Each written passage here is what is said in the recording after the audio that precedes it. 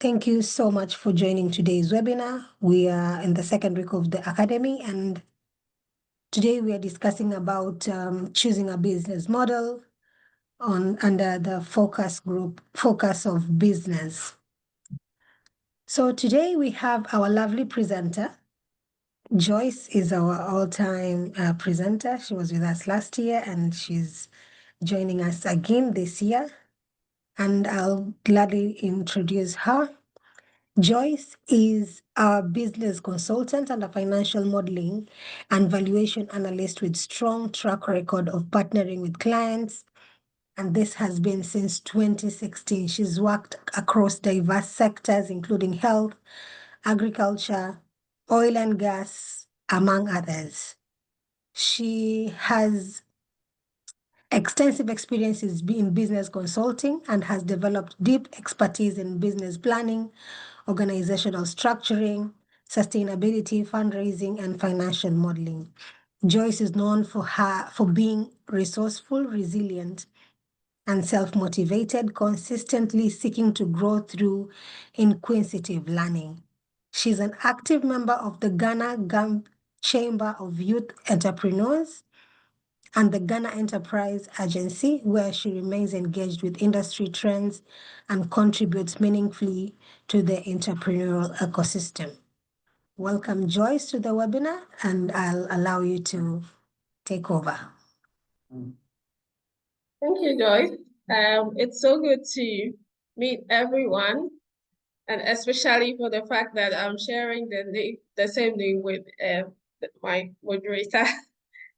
And thank you, Joyce. Thank you, Success, for giving me this opportunity once again. I'm Joyce, and I've been introduced, so I'll just dive right in. Okay. Well, this week we are looking at choosing a business model for yourself, for your business. The business model or the theory of change.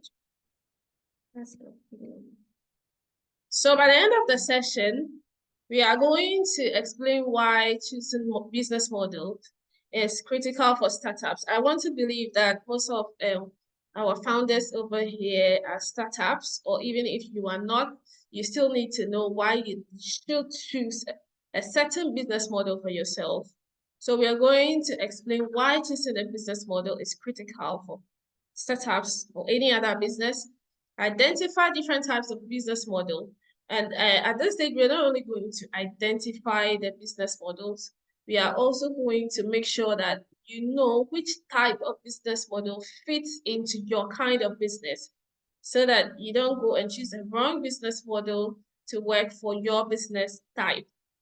Then we will also try to understand market research, how you conduct market research. And the reason why we are conducting market research is because a business model should always be customer focused, because the customer is the one going to bring in the money. So doing the market research will help you to make the choice to choose what business model is exactly the best for you and your business. All right. So what is a business model? This is the book definition of it, but I mostly just go for my own definition. The business model, it just explains how the company makes money, how the company delivers value, and how delivers value to the customers, and then how the company stays operational. The business model, it explains how a company makes money. Number one. Number two, how the company is delivering value to the customer. And then number three, how the company is going to continue operations. So how do you stay operational? Now, the business model answers certain questions like, who are your customers?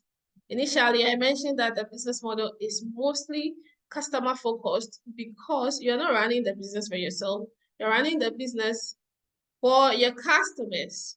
So it defines exactly who your customer is. Your customer is not everyone.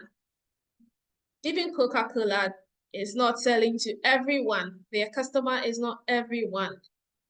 So your customer cannot be everyone. The business model teaches you who exactly your customer is, what value you are offering to the customer, how you are going to deliver the value to the customer. And then finally, how you make money, which is the most important part.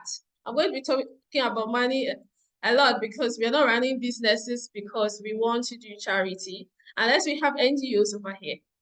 But if your business is to make money, then the business model is very, very important because it points you as to who the customer is, what value you are offering to the customer, how you deliver the value, and how you make the money out of the business. The business model is very important because just like a business plan, I want to believe that we all know what a business plan is. Just like a business plan, it provides direction and focus for the business. Your business plan tells you the vision of the company, what the company is, what they are doing, how long they've been operating. Then the vision, the mission, where are we going with the company? So that is the direction and the focus. When you come to the business model, it provides you that also. Only that it is a more summarized version of a business plan. So it is easier to just see everything on maybe just a page or two. But the business model helps you to identify where you are going with the business. It also helps to attract investors because certain investors will only invest in businesses that have a certain model. Talk about impact investors. Impact investors are only interested in businesses that have a model of making environmental impact, social impact in the society. So if your business is not making any impact, your model doesn't allow for you to make impact in the environment, you're not going to get impact investment. So the kind of investors you want determines the kind of business model you should also have. Then the next thing is that it guides your financial sustainability. Financial sustainability because the end goal of the business plan is to determine who the customers are, what value you are bringing to them, how you deliver the value, and then how you make money. So as you continue to make money, financial sustainability is attained. Then differentiates you from your competitors. You and your competitor can be doing the same thing, but how you run the business internally, like your business model, it differentiates you from the competitors. Now let's go to the types of business model. I mentioned that when we identify the business model, we are going to link it to the kind of businesses, examples of businesses that should be using that kind of business model. First one, product-based business model. Product-based business model means that you are offering products, not services, not how do you call that? Not impact or any other thing. You are offering a product. Coca-Cola is a product. I'm not sure why I mentioned Coca-Cola today because I'm not even a fan of it, but Coca-Cola is a product. It's a drink everybody knows. So that is a product-based model. Now, the kinds of businesses that use product-based models can be businesses in manufacturing.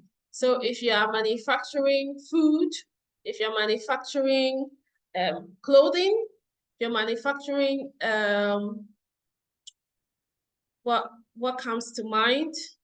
Any other thing you're manufacturing, that you have a product, physical product that you have to sell to the customer, you're going to be using a product-based business model.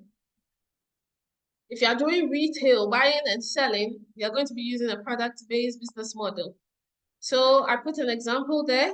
Small-scale manufacturers, those who are manufacturing spices, agribusinesses that are adding value to their products, doing maybe dried mangoes, dried fruits, spices, starch.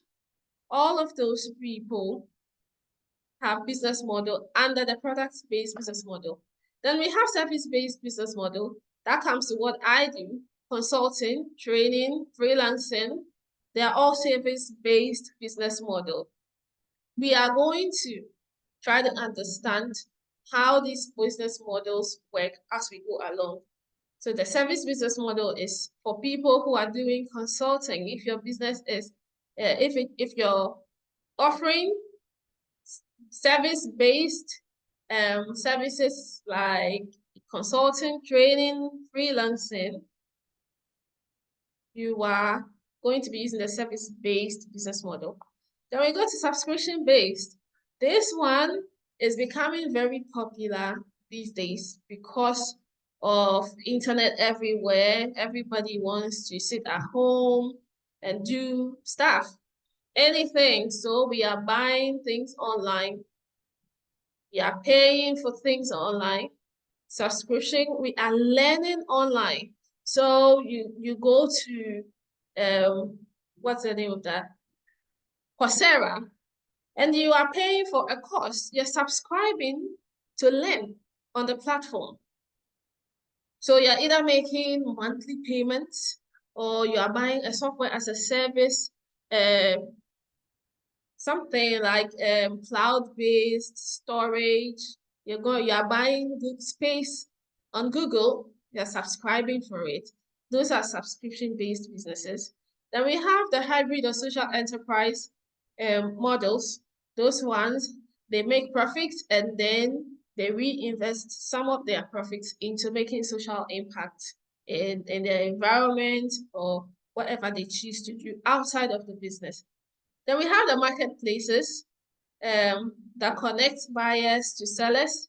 It's also mostly online. They've become very popular, connecting buyers and sellers. And the example I put here is Jumia, because Jumia is popular in Africa, and then Safe Border. Choosing the business model, the right business model.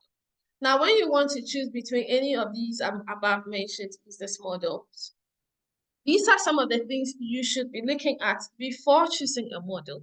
The first thing is the industry you are operating in. Remember that I mentioned that if you are offering a product, if you are in the manufacturing industry, you are going to be basically focused on product-based business model. So what business models are commonly used in your industry? This is where the market research comes in. What are the business models every other business is using in that industry that you are in? Then the market needs.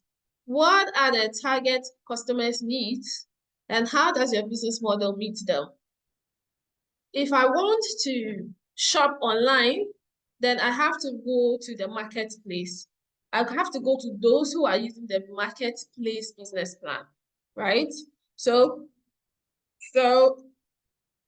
who the customer is and how the customer would, how the business model meets the customer's needs is something that you should also consider.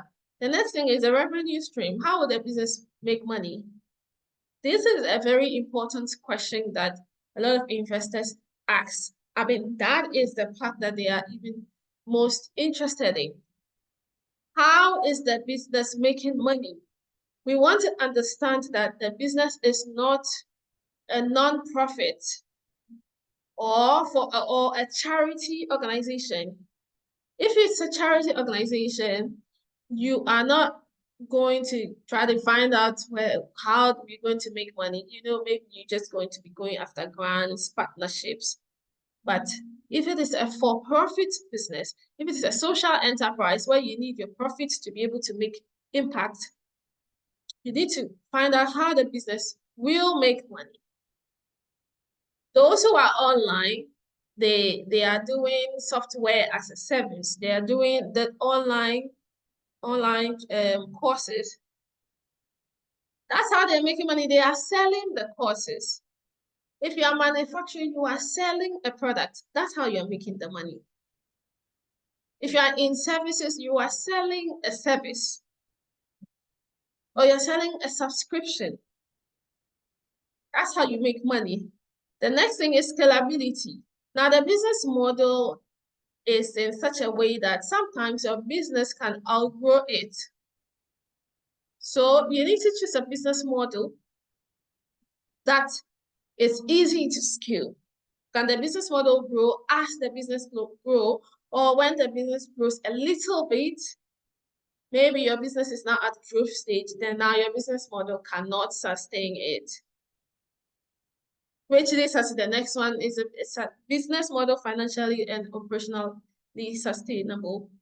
Are you making enough money out of it? Are you really staying operational, gaining operational success in that business model? Okay, exploring innovative business models. Now, if you want to find a business model in these day and age that we are in, you'd have to be innovative, because several other people are doing the exact same thing you are doing. The only difference is the innovation that you bring on board. So two things you should keep in mind when you are designing a business model and trying to stay innovative. Use a customer-centric approach. Customer-centric means that it is focused on the customer and the customer's needs. So every other thing you are doing, it should be easy for your customer to pay you.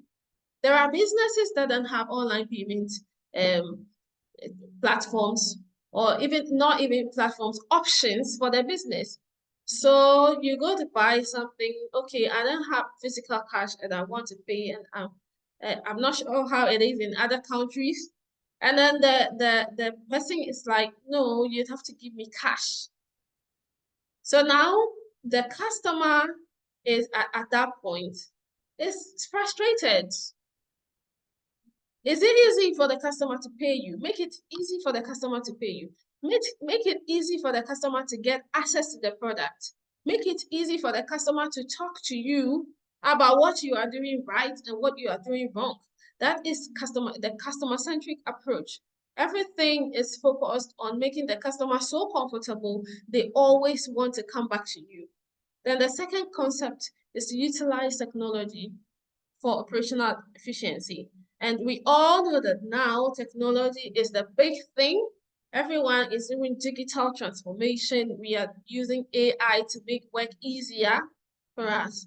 So you cannot be a business in the 21st century that is not using technology to make things easier or cheaper for your business.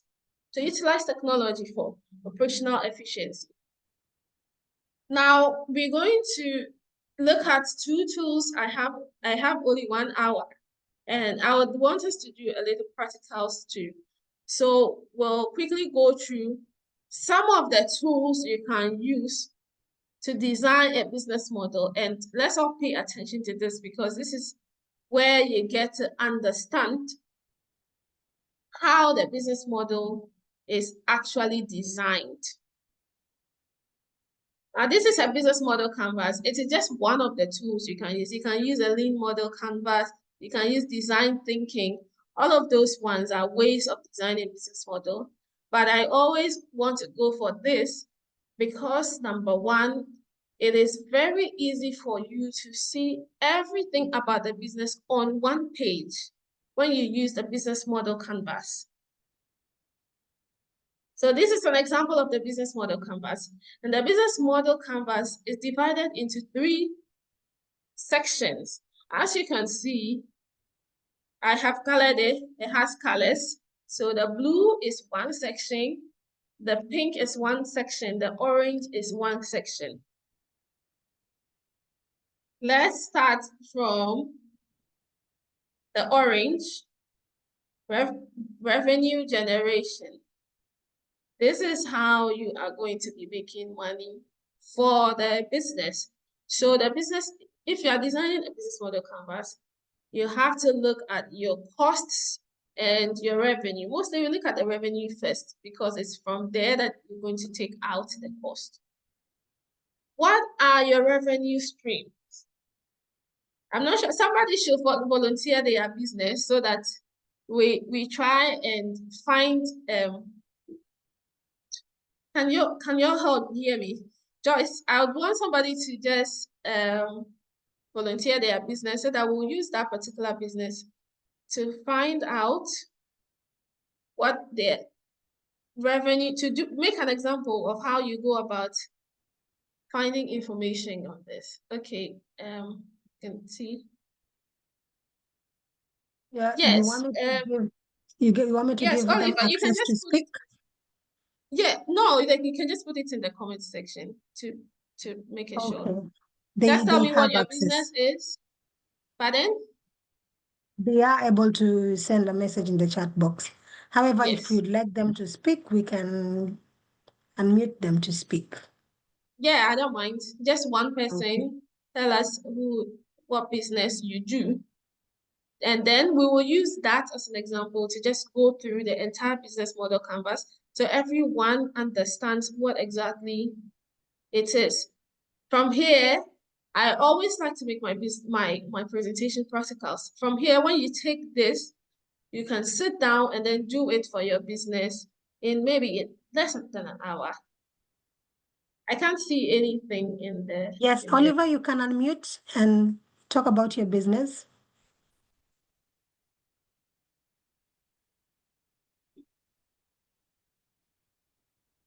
Or was it an old comment? well, okay.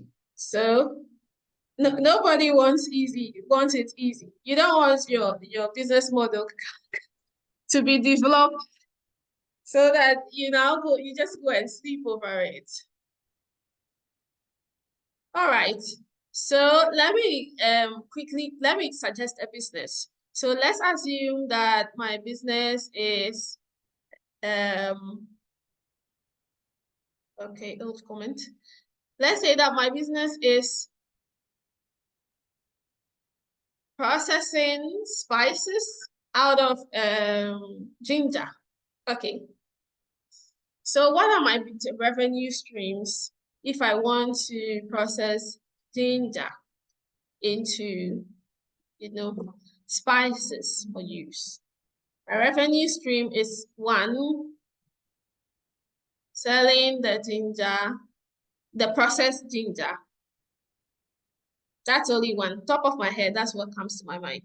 Now, when we go to the cost, we are now going to calculate every other cost that we incur. And this is the place that a lot of people make mistakes when they're calculating costs.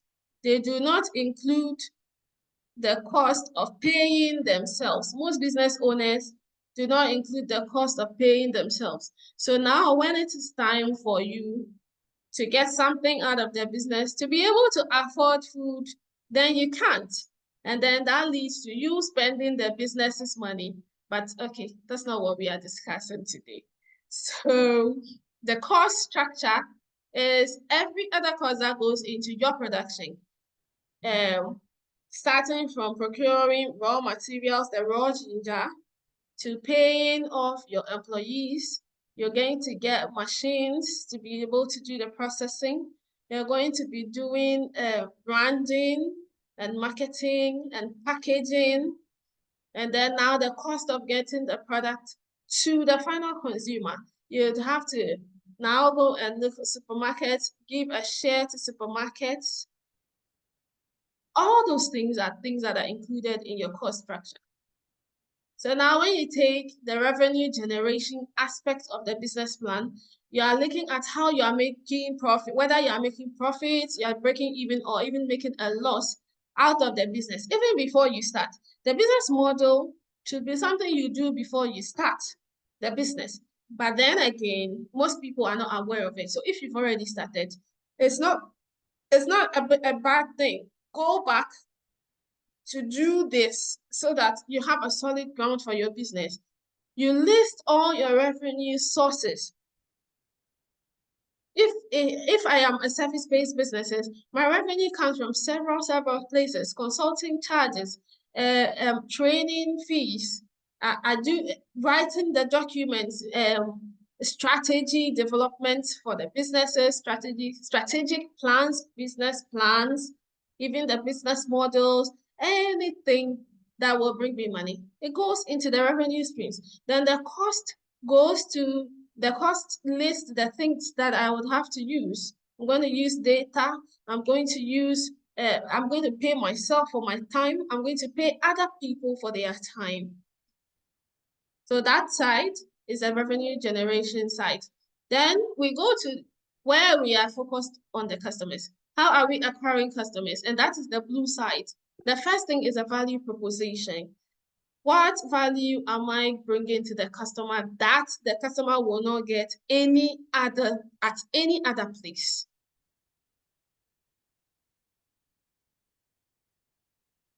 What value am I bringing to the customer? Oh, brother. What value am I bringing to the customer that every other person is not giving them? So looking at some of the value propositions that we've had over the years, at top of my head, I can say, let's look at Uber. So if I don't have a car and I do not want to join public transport, Uber is my alternative. That is the value they are bringing to the customer. I get a private kind of transportation without having to own a car for myself or even like spend too much. That is their value proposition. The value proposition can either be reduction in cost. The most important one is convenience to the customer. If the customer will get a relief from using your product, your service, whatever it is you're offering as a business, that is the value you are offering to the customer. And the value it shouldn't be only one. It can be one, it can be a lot of things. If the customer, like I mentioned, customer gets some comfort, customer gets some price reduction. So it means that the person is going to save money, even for a good product or service. That is a value proposition. That is something somebody will pay for. If you are making life easier for myself, it should be easy for me to pay for that. Then the next one is customer relationships. How am I even going to relate to my customers? Thank God for social media. Now we have lots of companies engaging their customers online. And then physically, how do you treat your customers? If a customer walks into your business, how do you treat the customer? Are you nice? Are you snobbish? Are you rude? Do you make the customer feel so good that they always want to come back to buy from you? How do you maintain those relationships? How do you even form the relationship in the first place? That's where customer relationship is. Then the next one is the channels. The channel is how you will reach the customer, how your products will reach the customer. It can be online, it can be physical, hybrid, however, whatever channel you will use to reach the customer, or your product reaches the customer, or your service reaches the customer. Then another very important place to pay attention to is the customer segment. The customer segment now breaks down all the attributes of the customer, the kind of person you are looking for to buy your product or your service. It breaks it down. So for the customer segment, you're looking at the demographics. Example, you're looking at the demographics. Are your products for only women? Are your products for kids? Are your products for parents? Are your products for only men? Are your products for adults? Are your products for people who are only working? That's a customer segment. Look at the demographics. Then you can also look at the interest of your customer. What do you think your customer is interested in? What are the things that if your customer is a football fan, then it's easy for you to sell your football jersey to the customer. So you're not just finding out these things, but just for finding out sake. You're finding it out to see what advantage you can take to make your business, to make the customer your business's customer, to make the individual your business's customer. They're looking at the demographics. You're looking at the interest. You're looking at even the geographical location. Is it just people? Are you serving people who are only in your physical space, in your country, in your region, in your village? Or are you serving people globally? That should be part of your customer. The age range comes under demographics, yes.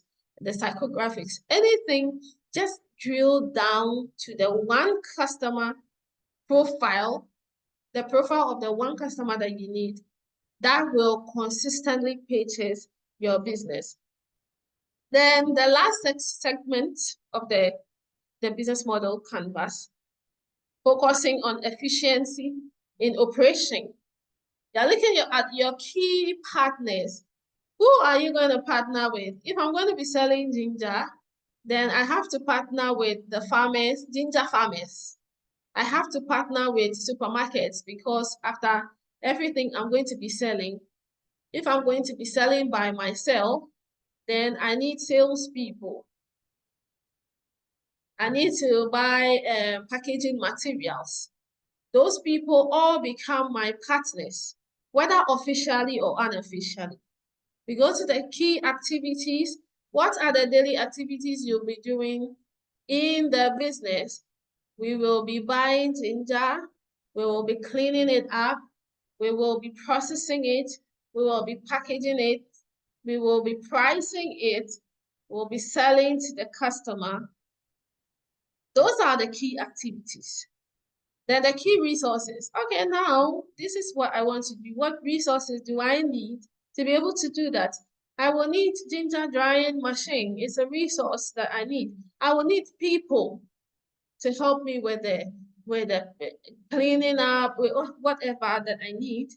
People are also resources. We always overlook that aspect. You need the machines, you need the people, you need technology to be able to track everything. So those are examples of the resources. But this is also a business model, excuse me. Oh, this is also a business model canvas. So now this one, I just put it here because it has questions. It's not too legible, but I always want to share this. It has questions in each of the sections that you need to answer. By the time you finish answering all these questions, you are done with your business model. So for revenue streams, it's going to ask you some questions that will make you think about what are the streams of revenue for the business. And for every other section, it has questions. It's something you can find online, but I can also share it for you to. It's a very good guide because it has questions which you answer. After answering the questions, you are good to go. Now let's look at examples of business models. Examples of business models. Yes, please drop your questions. I will be asking questions. If you don't ask me, I will ask you. Examples of business models. I put the Uber business model here. No, that's Canva. Canva, we all know Canva, where we go and do our design, graphic design, flyer designs, presentations. Canva, this is Canva's business model. This is just an example. So if you put their revenue stream is from subscription. We mentioned subscription. So that's how you know how they are making money out of the business. Canva for enterprise. So enterprises buy Canva for them. Canva prints, Canva marketplace. Canva prints, they do actually print. When you do a design and you want them to print and send it to you, they actually do that. Then the marketplace, affiliate sales. Yeah. Then you go to the cost. These are the costs that they incur in running their business. Then you go to their value proposition. Ease of use. Yes. Extensive template library, affordable pricing, collaboration tools, design resources. That's what they are offering to the customer to make things easier for the customer. If you are not using Canva, you are designing from scratch. And most of their templates are even free. You don't pay for it. So yeah, that's a good value proposition. Then you look at all the other sections. I think the example is okay. Joyce, I hope I'm still good with the time. Market research. This is the final part, and then we will do an exercise and we'll be out of here. So market research, like I stated earlier, you're not just conducting market research for just research sake. You are conducting market research so that you can know what your customer wants and then go ahead and do it for them. So define your target customer. When you go to the business model where you are defining the customer segments over here, customer segments, you are defining your target customer. After defining who the person is, okay, I want my customers to be people between the ages of 18 and 45. They should be both male and female.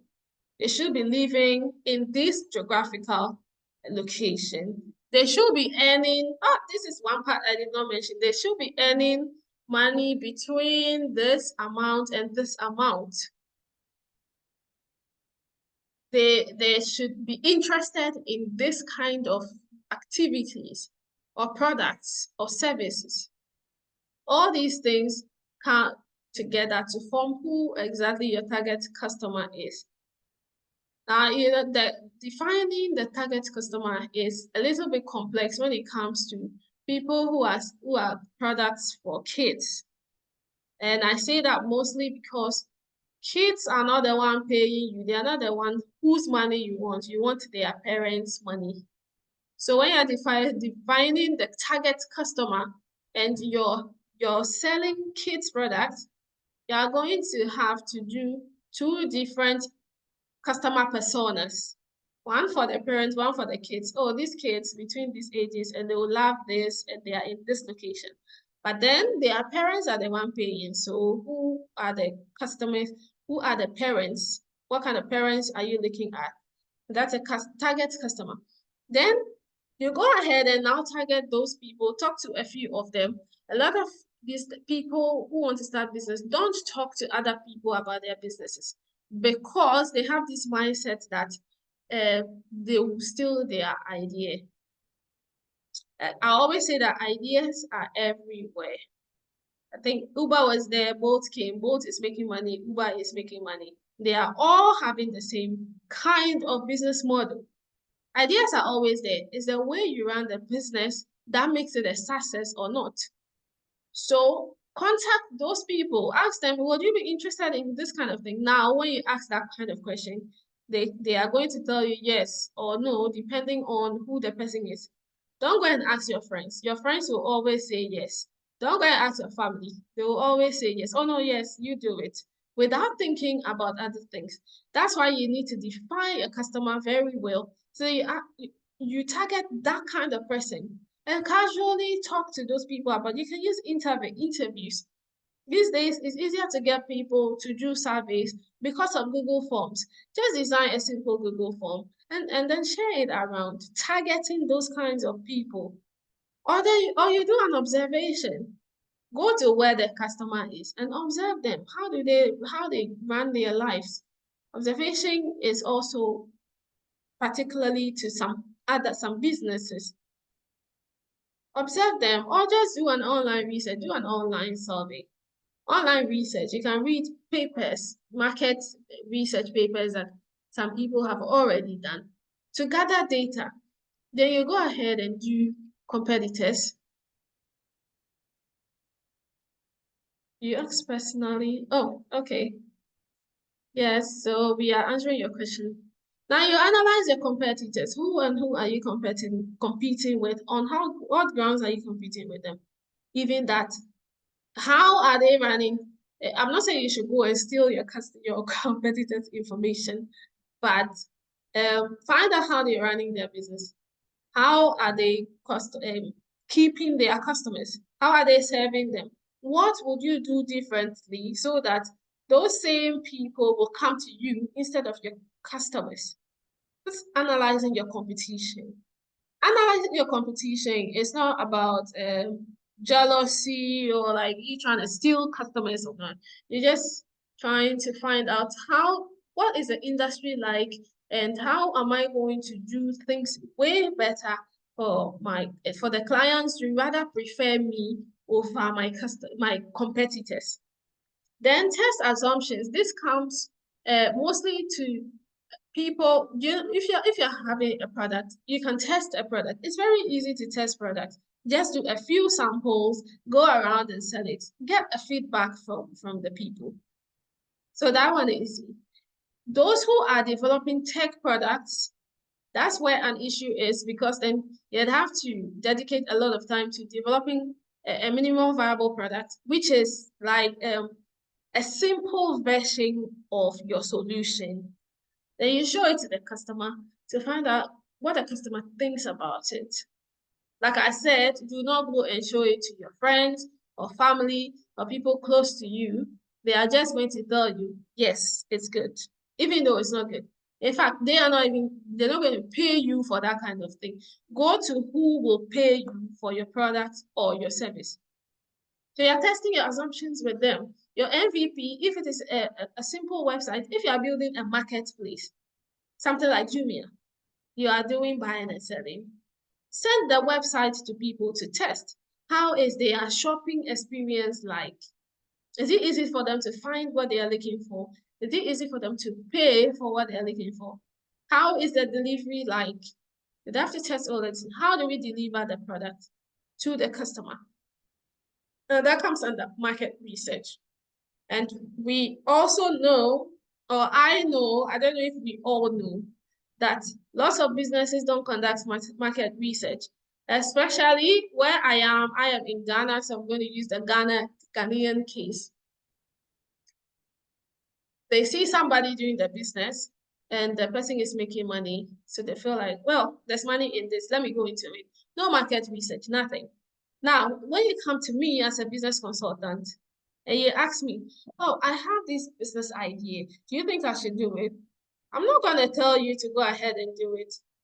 Because number one, I'm not living in that industry. I don't know anything about that industry. I cannot tell you whether to do it or not for lack of information. So what I am going to do is to now go and conduct a market research to find out what is going on in the industry before even advising on whether this is worth pursuing or not. A lot of people, and this is a very practical example, not just practical, but like real life situation. People are bagging water and bottled water, bottling water and selling. And somebody somewhere is like, oh wow, that should be like a very profitable business. Let me go into it. Now the person went into it and realized that, in fact, even how to keep your employees from stealing the water and selling on the side is the biggest problem in that business. You do not know about that because you did not conduct any research. You just went into it. And so market research is very important for every business starting out. Even if you're not starting out and you have been doing it for a while, go out and do the market research. You will always find something to help you to refine your business model. What tools can we use to conduct market research? Google Trends. Google Trends is where you go, just Google, when you go to Google Trends, it's actually the website. Just Google whatever product or service you're selling, and then look at comments about it. What is trending about it? What are people saying about it? That's Google Trends. Social media polls, very easy. Now they put a poll over there, so just ask a question and then you find out. The danger with social media polls is that you're not going to get the real target market, that target customer you are looking for to answer the poll. Community interviews, go to the people one-on-one, observations, go to the market and observe, go to your competitors' business and observe. Do not go and steal people's business model. Small focus groups. Yes, focus groups. Okay, moving on. It looks like I'm spending so much time in there. Okay. I will be linking business models to market research, but quick exercise. We just heard about conducting market research, right? So if you want to conduct market research for your business, your individual businesses, what are some of the questions you would ask potential customers before starting the business? Now, you should have in mind that the goal of this is not to find out not only to find out what the customer wants, but for you to understand whether the customer is actually going to pay for your product or not. You can ask a customer, well, what do you think about this product? Oh, it's cool. Would you pay for it? No. That is not, then you find out that that's not even your target. That's not your target, because your target market should always be willing to pay for your product, whether immediately or later.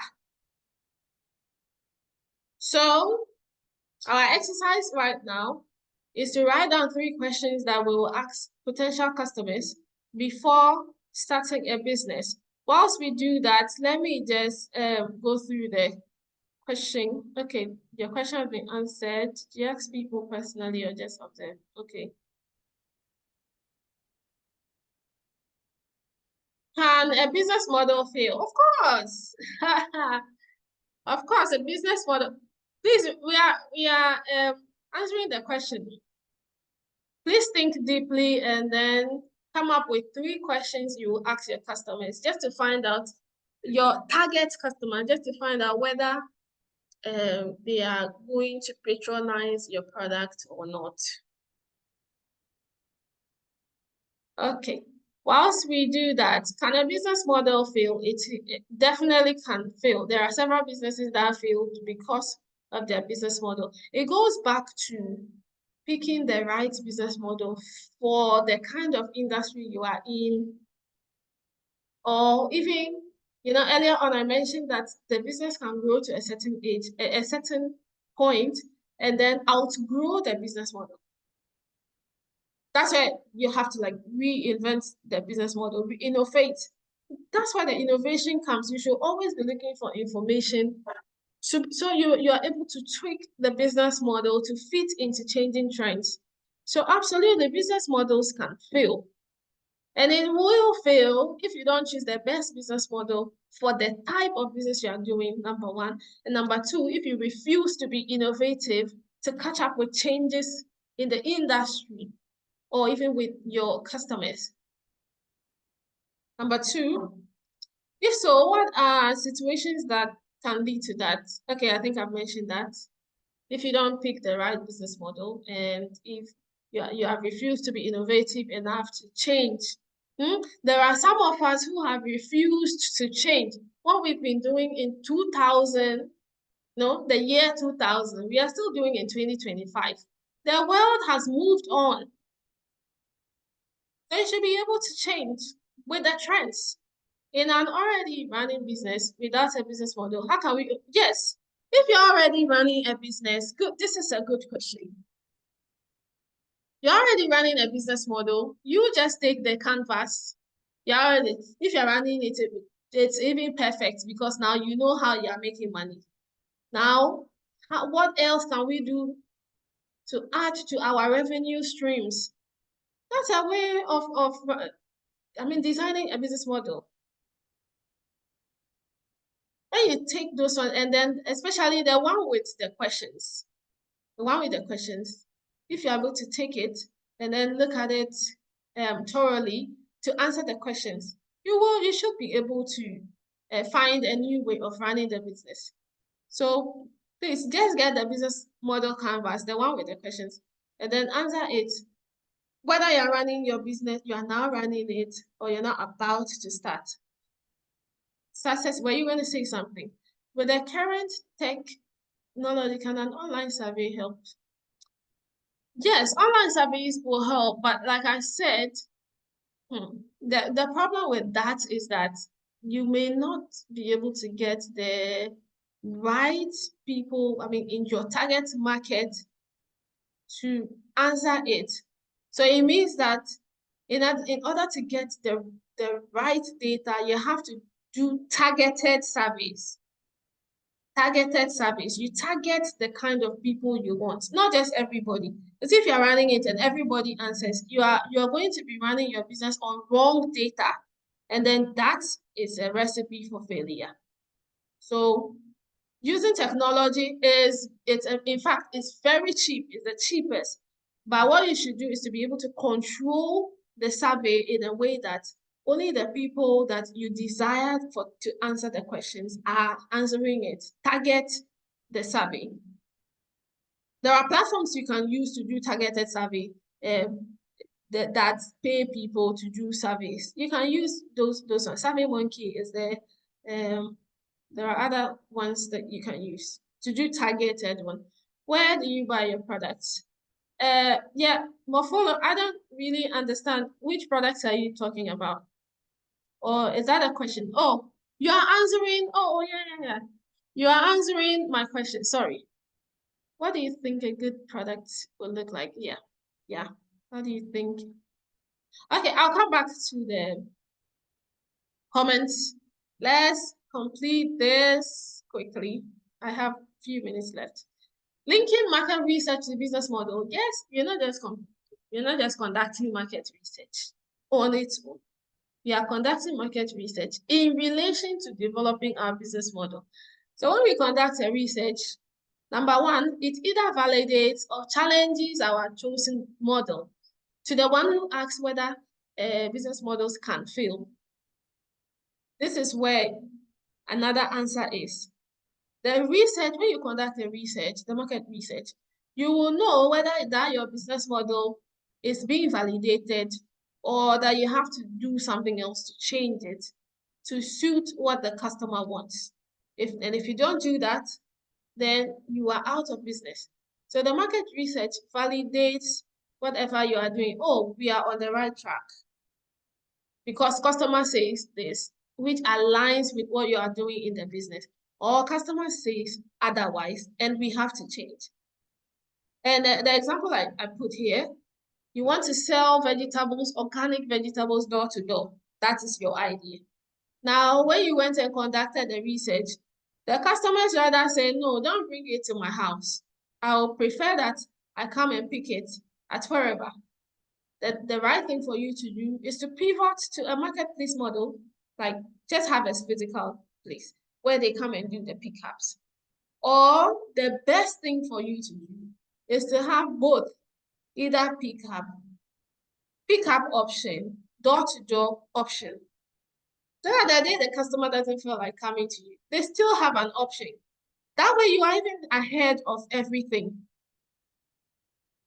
Let's note that adaptability is very important at this stage, because whatever you find from the market, you should be able to incorporate into your business. So you're testing, you're listening, you're adjusting. If you are not doing that, if you leave this place today and you don't remember anything else, remember this one. Test the market, listen to the market, and adjust to whatever they want. That is how to stay in business. Okay, so key takeaways from our session: the business model defines how you create value, how you deliver the value to your customer, how you capture it, how you operate efficiently. Choosing the business model, the right business model, gives you clarity, sustainability. It shows you focus, where your business is focused. It shows you what you should be doing, what you should not be doing. Then market research, when you conduct market research, it ensures that your model is validated or challenged. It fits, your models fits into the customer's needs. Then the last key takeaway from me, always always try to test the market, learn, and adapt. Thank you. Those are my contacts. Maybe I should share my LinkedIn so that we connect. But that's my contact. So much, Joyce, for Joyce, that wonderful. Yeah, thank you so much for that wonderful presentation. I've learned a lot, and I also had a question for you. This one, I've been battling with it for the longest time. oh, are Most you of the allowed to ask questions? Because you're like the boss. Yes, I'm also learning. I'm also learning in the process. So I wanted to ask this question, and I'm so sure it's going to benefit most of the attendees here because most of them are applicants to the WMI growth and seed grants. Oh, So we have great. one issue of payment. You said from your discussion that you need, when you're budgeting, you also need to budget your pay. You need to pay yourself. Yourself, yes. How do you pay yourself? Is it, do you say you're putting in time in exchange for money, or how do you best pay yourself? Okay. So, practical example, I was working with a fashion designer. So I asked the question, how much do you make for the business? Like that, let me quote an amount. Let's say $500. How much is your profit? Then he went to subtract the cost of the material from the 500 and came back and like, oh, my profit is 300. Like, no, that's not your profit. Because even with the sewing, you're going to be using thread, you're going to be using electricity. You have to put a cost to all of those ones. So and then I asked, okay, so now you yourself, how much are you getting from the business? Because if you say the profit is 300 cedis, that profit, if we want to how do you call it? If we want to operate on the principle of separating the business from us, because the business is an entity on its own, then that 300 cedis is for the business, it's not for you. And since you have not paid yourself, you're going to be going hungry. So if it is a services thing, put a cost to your time.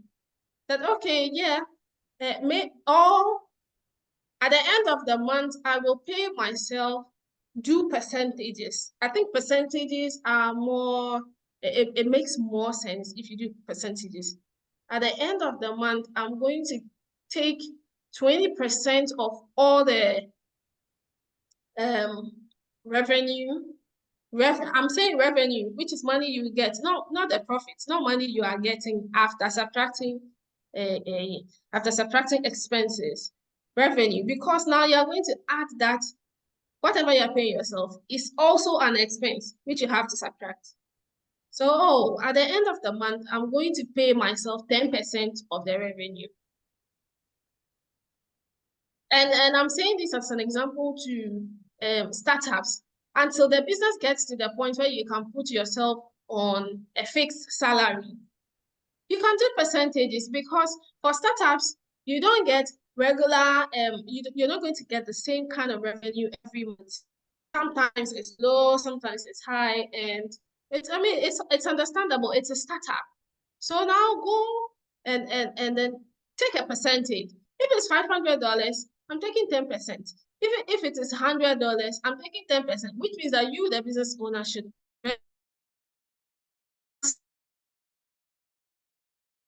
the I can say that, oh, I can confidently pay myself $1,000 every month and my business will not struggle. So it makes sense if you do percentages. But always remember to pay yourself. The problem with fashion people, not just fashion people, those who do this work for themselves, you don't pay yourselves. You want to go hungry. That makes a lot of sense. When you calculate on percentage based on the revenue you make, Yes. at least you will not be stealing from your own business, and then you'll Mhm. also not be going into losses. It makes a lot of one follow-up question. I'm asking this for the benefit of grants, and these are the view when we are looking through the applications. You mentioned about partners. We need to have partners that we with who do you need to have at least to the same time, can community members or your customers part of the partners. If your business model, I'm answering the last, if your business model is that the referral business, so that one is the one that tells this person that, oh, like, go and patronize this person, then oh, that customer is your partner. Now, you remember that I said that the partnership is not, it doesn't have to be like official something. They are just anybody else who is adding some value to the business. So your partner it can also be an advisor. You have an advisor. I could be an advisor in your business. I'm a partner. It can be your customer, like you said. It can be your supplier. The one bringing you the raw material is your partner. So there is no limit to how many. In fact, the more partners you have, the best for your business. Now we should understand partners in the context of people who contribute something to the business, not people you are sharing profits with. You are not sharing profits with your supplier, but he is your partner because when you need raw materials, you call him, he brings it to you. He's a partner. So let's not confuse it. I'm not talking about when you have a partnership business where you are sharing profits, you're sharing equity and all of that.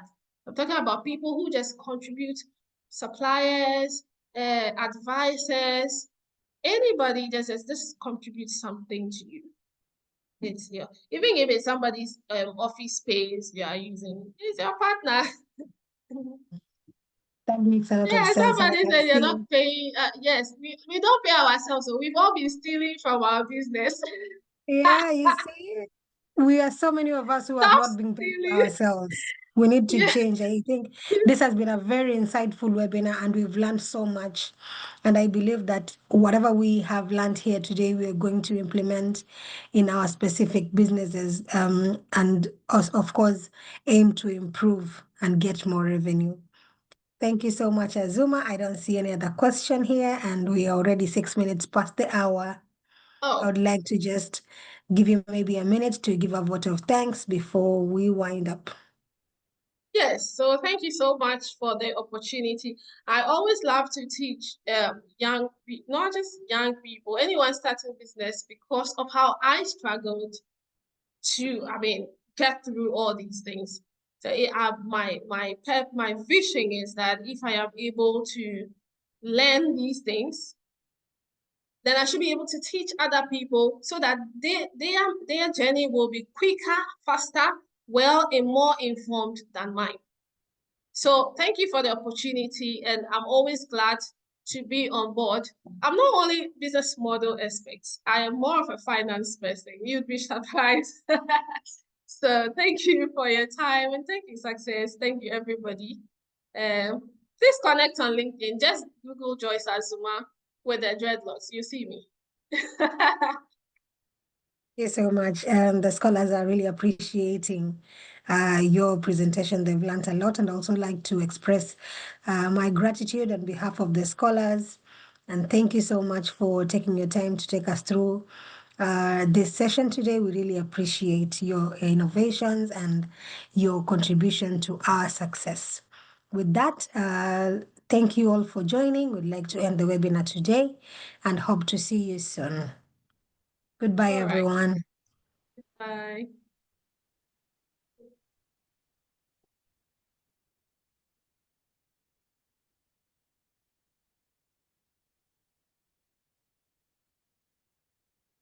Oh, dear God.